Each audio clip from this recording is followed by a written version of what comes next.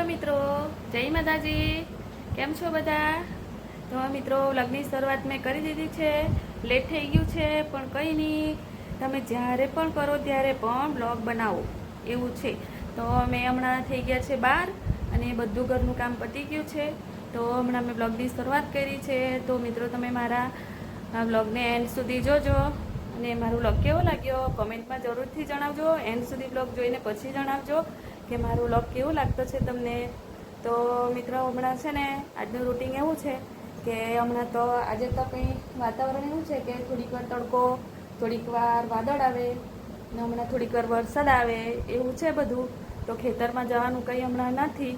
તો આજે તો ઘરે જ છે પણ હમણાં છે ને મારે દુકાન પર ટિફિન પહોંચાડવાનું છે એટલે મેં હમણાં દુકાન પર ટિફિન આપવા જવાની છું. તો અમારા વ્લોગમાં તમે બન્યા રહેજો.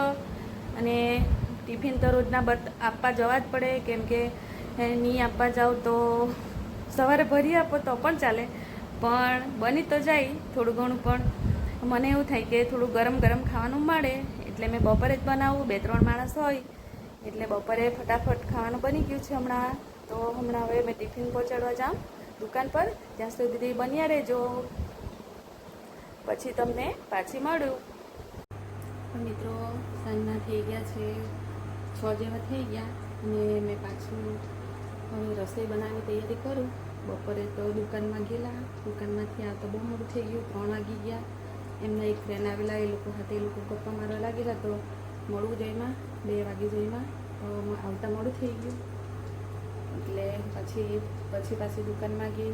કાલે શ્રાદ્ધ છે કરવાનું તો શ્રાદ્ધનું સામાન લેવા માટે થોડું ઘણું લઈ આવી અને પછી આવતા મોડું થઈ ગયું. જ્યાં આરામ કર્યો, થોડીક વાર ઘઉં બધું સાફ કરવાનું તે કામ કરી દીધું અને થોડાક ઘઉંના પાત્રા લઈ આવી છે. તમને બતાવ શ્રાદ્ધના પતેડિયાના પાત્રા બનાવવાનું હોય એટલે તો આજે પાત્રા બનાવી મૂકું. તો કાલે મને સવારે ફટાફટ બીજું બધું બનાવવાનું છે તે બનાવી દેવા. ખીર બનાવવાનું છે અને પૂરી બનાવવા અને શાક રોટલા બધું બનાવી મૂકી દેવા એવું મારું પ્લાનિંગ છે. તો કાલે અમાસનું સહેલું શાક છે તો કાલે બધાનું આવી જાય એવું બધા ગામડે કહે એ પ્રમાણે આપણે ચાલવાનું. તો આજે પાત્રા બનાવી દેવા અને પછી બનાવવું રસોઈ, શાક રોટલા. ઘરમાં માણસ ઓછા છે એટલે ધીરેથી બનાવું તો પણ ચાલે.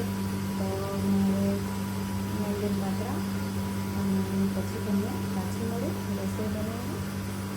તો છે ને પાત્રા બનાવવાની તૈયારી કરું. પાત્રાની રેસીપી તો બધાને ખબર જ છે એટલે મારે કંઈ મૂકવાની જરૂર નહીં મળે. તો મેં મારા હિસાબે બનાવું. મેં સાદા જ બનાવતી છે, મને કંઈ હાઈફાઈ બનાવતા નહીં આવડતા છે તો મેં સાદા જ બનાવું અને પછી કાલે એનું શ્રાદ્ધમાં મૂકવા માટે તૈયાર કરી મૂકું. આજે કાલે બનાવવા દૂધપાક થોડોક અને પૂરી એ બધું બનાવવાની છે અને શાક રોટલા, બીજું કંઈ નહીં. એટલું જ. મને કંઈ વધારે રેસીપી બનાવતા આવડતી નહીં મળે, ફોનમાં જોઈને બનાવી દેમ એમ તો મને બનાવી દે અને રોટલા. અને તો શ્રાદ્ધ એવું છે કે વર્ષમાં એકવાર આવે તો અમાસના દિવસે મૂકો તો બધા વડીલ લોકોનું આવી જાય, બધા પિતૃનું આવી જાય એમ. એટલે અમારે અહીંયા પહેલાંથી અમાસના દિવસે જ મૂકે એટલે એ પ્રમાણે આપણે પણ ચાલવા પડે. પહેલાં આપણે પણ એ દિવસે મૂકી દેવાનું. એટલે કાલનો દિવસ છે, પછી પરમ દિવસથી તો નવરાત્રિ ચાલુ થઈ જવાની એટલે પછી કંઈ નહીં. તો તમે મારા વિડીયોમાં બની રહેજો અને મેં બનાવીને રસોઈ હવે. તો ચાલો મિત્રો, હવે આપણે પાત્રા બનાવવાનું ચાલુ કરીએ. બધી સામગ્રી ભેગી કરી દીધી છે તો હવે ચાલુ કરીએ પાત્રા બનાવવાનું.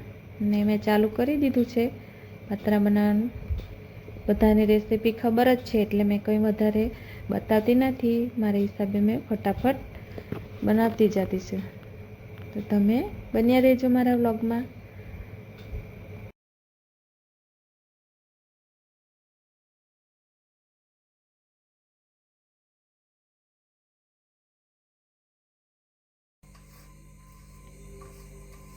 તો મિત્રો હવે થઈ ગયા છે.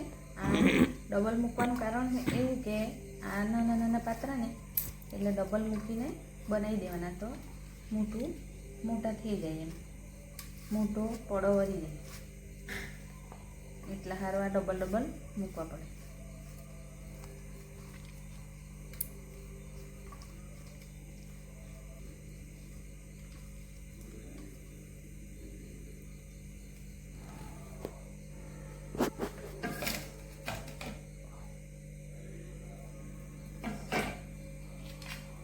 મિત્રો આટલા મેં પાતરા બનાવી દીધા હમણાં. હવે ચડવા મૂકી દઈએ ને અને અમે જમી લઈએ. તો મિત્રો મારો વિડીયો તમને કેવો લાગ્યો, સારો લાગ્યો હોય તો તમે લાઈક, શેર અને સબસ્ક્રાઈબ કરવાનું ભૂલતા નહીં. અને જે કોઈ મારા વિડીયોમાં નવા હોય એ લોકો પ્લીઝ મારી ચેનલને સબસ્ક્રાઈબ કરી લેજો. તો ચાલો મળીએ નવા વિડીયોમાં. ત્યાં સુધી બધાને ગુડ નાઇટ, બાય બાય.